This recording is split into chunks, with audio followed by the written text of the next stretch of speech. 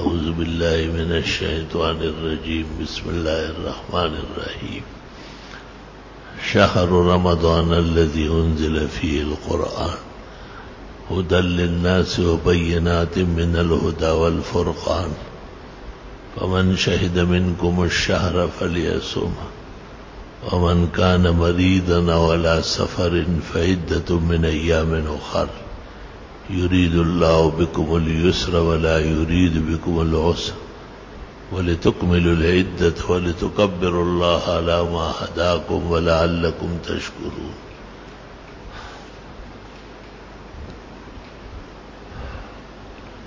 قال رسول الله صلى الله عليه وسلم قد أظلكم شهر عظيم شهر مبارك شهر المواساة اوله رحمة واوسطه مغفرة واخره عتق من النار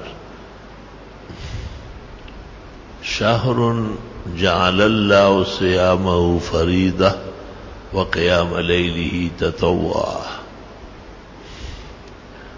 ولا بد لكم فيه من خصلتين ان تكسروا لا اله الا الله وان تستغفر الله رواه الترمذي والنسائي وابن ماجه وابو يعلى واحمد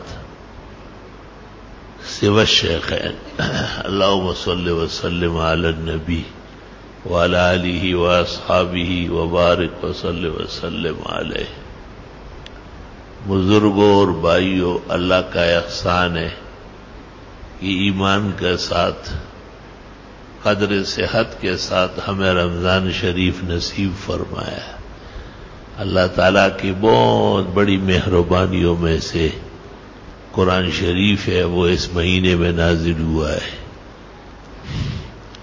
اللہ تعالیٰ سب سے زیادہ خوش تقوی سے ہوتے ہیں. تقوی روزے کا غرض اعظم اور مقصد اصلی ہے.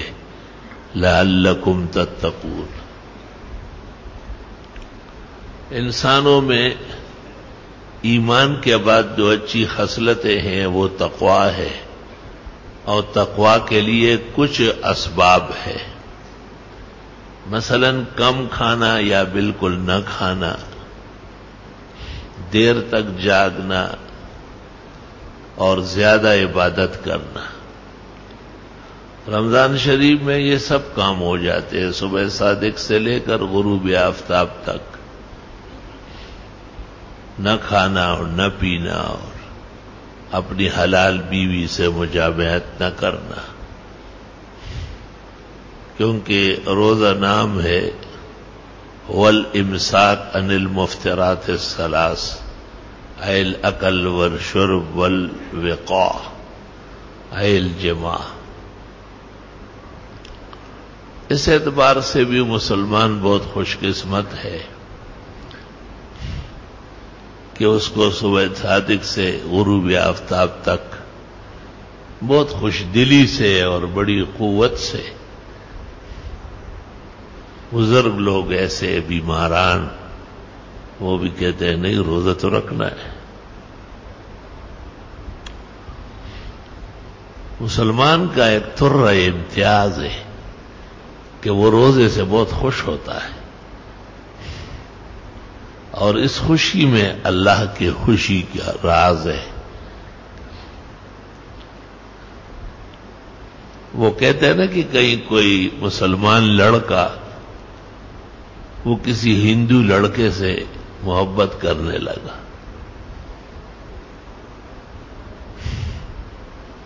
تو اس لڑکی کے رشتہ داروں نے اس کو کہا کہ تو مسلمان ہے اور ہم ہندو ہیں، ہماری لڑکی کو کیوں تم چاہتے ہو؟ اس نے کہا بس مجھے اس سے شادی کرنی ہے. تو انہوں نے کہا پھر آپ کو ہندو ہونا پڑے گا. اس نے کہا بہت اچھا. اس کو لے گئے مندر میں، اور مندر میں اس کو وہ جو طور طریقہ تھا کسی کو ہندو بنانے کا وہ ٹنگڑا تھا انہوں نے کی ہوگی. کچھ دن جب گزر گئے تو یہ لڑکا قسم قسم کی دالیں، چٹپٹے مسالے گھر لانے لگا. تو بیوی نے پوچھا کہ یہ کیا ہے؟ کہا رمضان شریف کا مہینہ آ رہا، کل یا پرسوں شروع ہو جائے گا۔ اس عورت نے کہا آپ کا رمضان سے کیا کام؟ کہا کیوں؟ کہا آپ ہندو ہوئے؟ کہ ایسا ہندو بھی نہیں ہو کہ روزہ نہیں رکھوں گا، رمضان شریف میں سحری کروں گا اور دن بھر تلاوت اور نمازیں پڑھوں گا اور رات کو تراویح بھی پڑھوں گا۔ ایسا اخلاص تھا اس میں اور ایسے کرم اور جود دل سے کہا کہ ایسا ہندو بھی نہیں ہوں کہ رمضان آئے اور میں روزے نہ رکھوں۔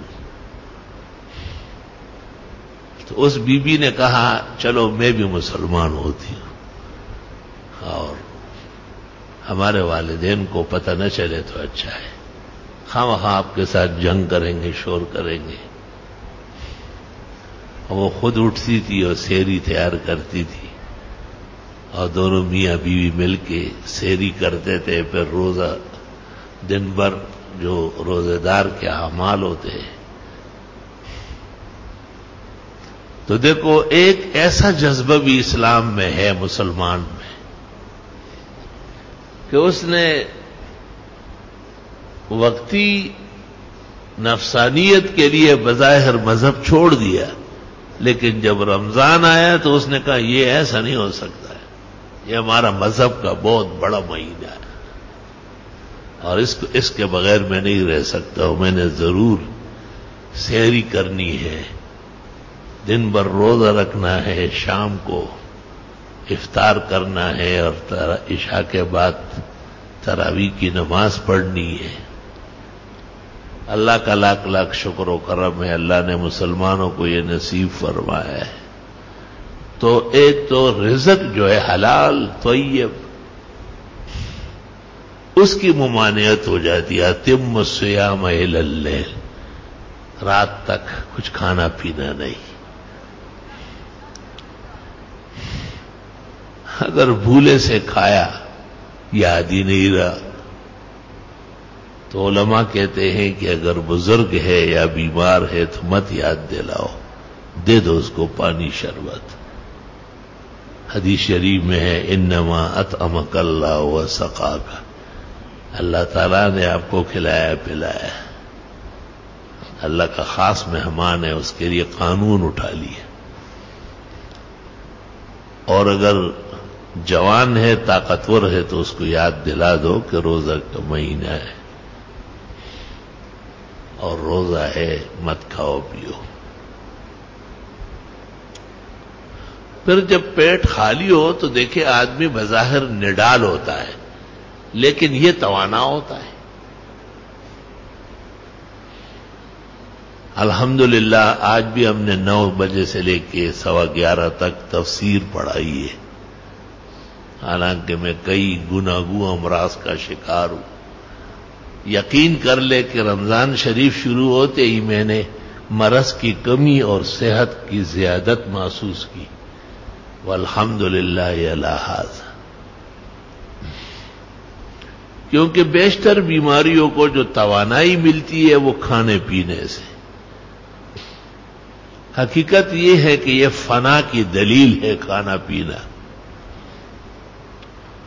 دیکھو رب العزت ہمیشہ سے ہے اور ہمیشہ رہے گا، تو نہ کھاتے ہیں نہ پیتے، کوئی ان چیزوں سے ماورا ہے، منزہ ہے، مبرہ ہے۔ ملائک کو اپنے خاص نظام کا پرزہ بنایا ہے، تو وہ بھی نہ کھاتے ہیں نہ پیتے ہیں، نہ سوتے ہیں نہ بچے دیتے ہیں۔ انسانوں کو کھانے پینے کی مشینری بنایا ہے۔ وہ انگریزوں نے اس پر بڑا غور کیا تھا کہ انسانیت کا مقصد کیا ہے، تو جیسے وہ ہے ایسے ان کی سوچ ہے۔ دنیا کی چیزوں میں تو اچھے، گڑی بنا لی، لاؤڈ سپیکر بنایا، پنکھا بنایا، جہاز بنایا، یہ دنیا کی چیزیں ادھر ہی ختم ہو جائے گی۔ آخرت کے لیے بالکل کوڑ مغز ہے۔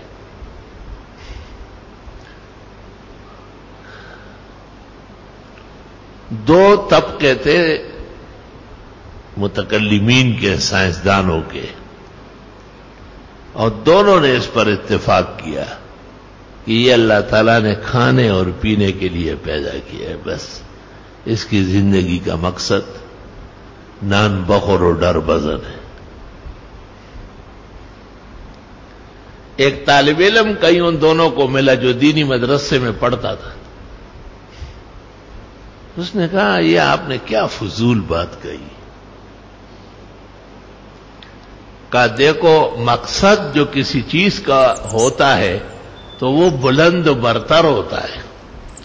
کہا خام مال، کاغذ، ادھر ادھر کی چیزیں مشین میں ڈال لیتے، وہ خوبصورت داغا بنا لیتی ہے، اس داغے کو ایک خاص طریقے سے ایک اور مشین میں ڈالتے ہیں، بہترین کپڑا نکلنا شروع ہو جاتا ہے۔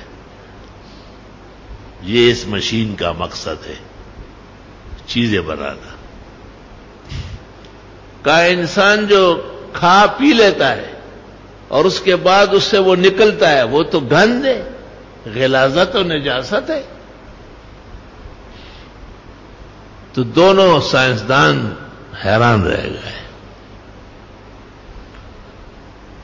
تو انہوں نے کہا کہ پھر آپ بتائیں آپ کے اسلام میں کیا لکھا ہے؟ کہا ہمارے ہاں ہے کہ وما خلقت الجن والانس الا لیعبدون، اللہ فرماتے میں نے جن اور انس کو اپنی عبادت کے لیے پیدا کیا ہے۔ اب دیکھو عبادت کی برکت سے مسجدیں بھر جاتی، اچانک ایسے ایسے لوگ آ جاتے ہیں۔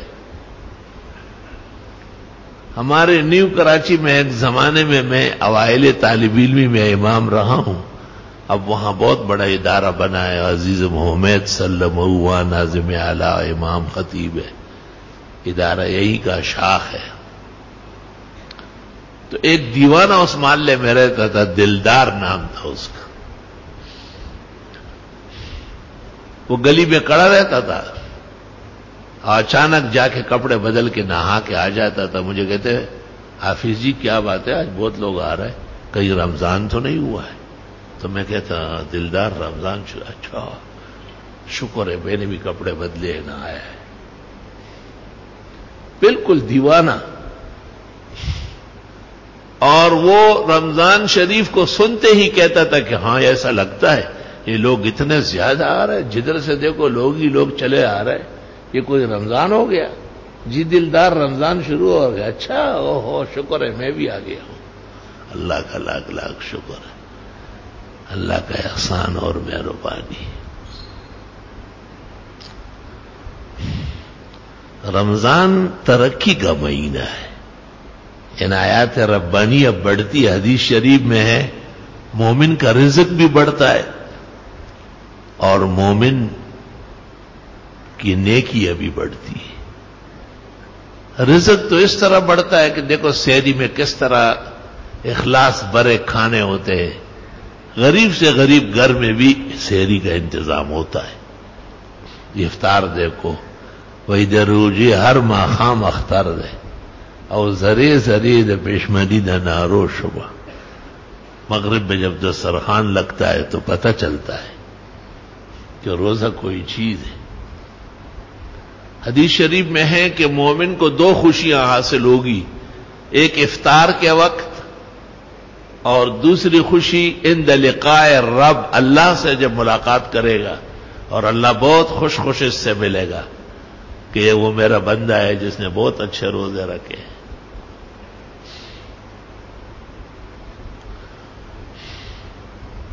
محدثین کہتے ہیں کہ عند الافطار کا مطلب یہ نہیں کہ رنگ برنگ کے چولے ہیں اور گرم گرم پکوڑے سموسے اور کباب ہے، بلکہ خوشی اس بات کی ہے کہ جو روزہ شروع ہوا تھا وہ بخیر مکمل ہو گیا۔ خوشی تو تکمیل عبادت کی ہوتی ہے، پیٹ بھرائی کی نہیں ہوتی، یہ تو توابع ہے۔ جو روزہ صبح صادق سے شروع ہوا تھا، شکر ہے بیماری نہیں آئے، شکر ہے بیچ میں سفر نہیں ہوا، شکر ہے کوئی عارضہ پیش نہیں آیا، خیر و عافیت سے پورا ہو گیا۔ اللہ تمام روزے بخیر و عافیت پورے فرمائے اور خوب نصیب فرمائے۔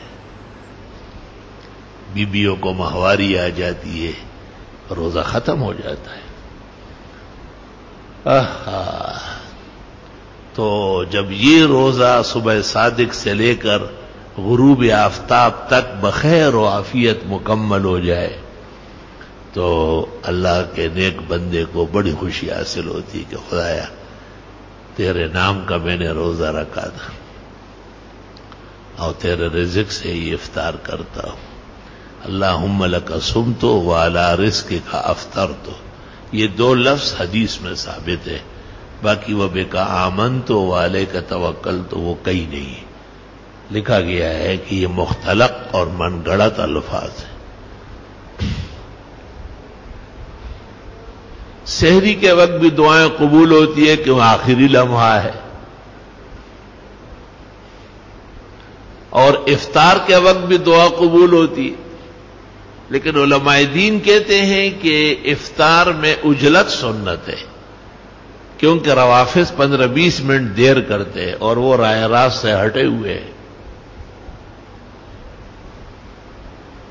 تو جو سنت دعا ہے وہ تو دو لفظ ہے، کھجور جتنی دیر میں منہ تک پہنچتی ہے اللہم لک صمت وعلی رزقک افطرت تو ہو جائے گا، لیکن بعض بزرگان دین و ہمارے تبلیغی دوست بڑے لمبے ترانے گاتے ہیں، تو ان کو 4-5 منٹ پہلے شروع کرنا چاہیے نا، دعا کوئی منع تھوڑا ہی ہے، 4-5 منٹ پہلے شروع کرے اور جب وقت ہو جائے تو بس اللہم لک صمت وعلی رزقک افطرت اور جس چیز سے بھی روزہ افطار کرنا ہو۔ یہ مناسب نہیں ہے کہ وقت ہو چکا ہے اور کوئی شخص مختلف طرز کے گیت گاتا ہے، ان گیتوں کی کوئی ضرورت اب نہیں ہے۔ اس وقت عبادت یہی ہے کہ تعجیل فی الافطار من شعائر اہل السنہ والجماعہ۔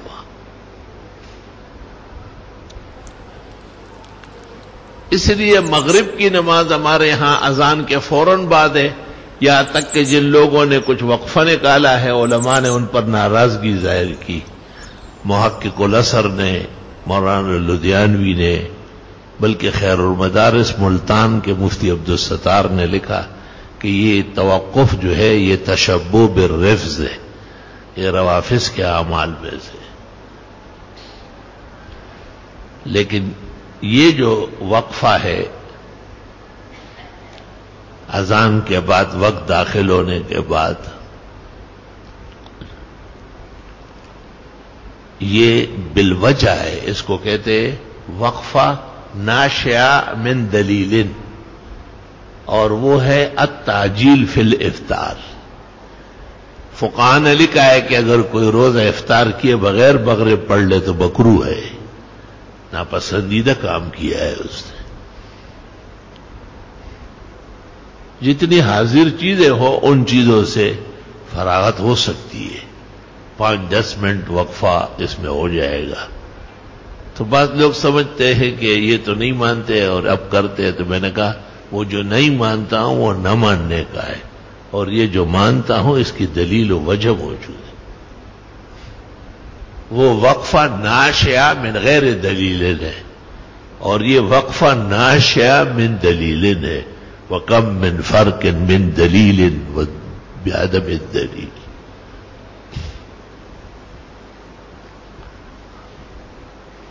اللہ اکبر و کبیرہ۔ اس بات کی بھی اجازت دی گئی ہے کہ محلے کے جو لوگ نماز کے لیے آتے ہیں ان کا انتظار کیا جائے، اور عموماً 5-10 منٹ میں لوگ پہنچ جاتے ہیں، ان کو جن کو مسجد میں نماز مغرب پڑھنی ہے وہ آ جاتے ہیں۔